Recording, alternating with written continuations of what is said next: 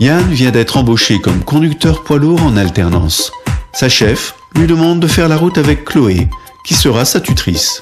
Il se rend compte alors qu'il est le seul conducteur et les remarques sexistes ne tardent pas à fuser. Waouh, mignon le nouveau. Ouais, t'es super bien carrossé. Si t'as besoin d'un coup de main pour monter, suffit de demander.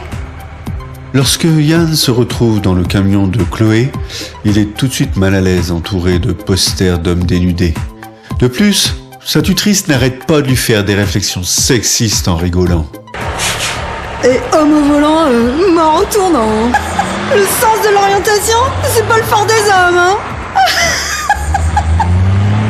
Yann comprend alors que la route va être longue et que son intégration risque d'être compliquée. Yves travaille chez ImoPlus, une agence immobilière très tendance. Aujourd'hui est un jour particulier car l'équipe a décidé de déménager la salle de réunion. Les cartons terminés, ses collègues femmes font spontanément la chaîne pour les déplacer. Yves se rend compte que personne ne lui demande un coup de main. Il propose alors de les aider, ce qui fait bien rire ses collègues. Besoin d'un coup de main les filles ? Oh, tu serais plus utile si tu préparais la pause déjeuner. Fais-nous plutôt des sandwichs et du café, tu seras un amour. Désemparé face à cette remarque sexiste, Yves décide à contre-cœur de préparer le déjeuner.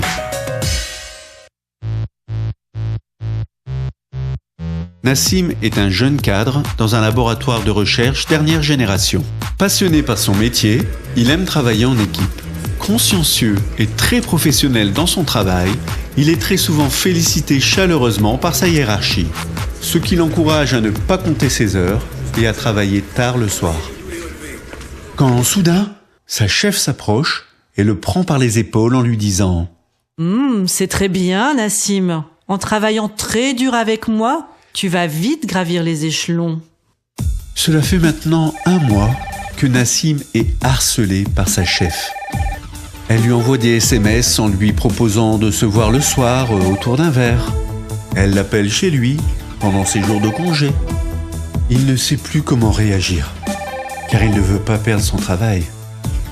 Aujourd'hui, Nassim est en arrêt maladie et soigne une dépression. Il est totalement démotivé et ne sait plus comment avancer au sein de son entreprise.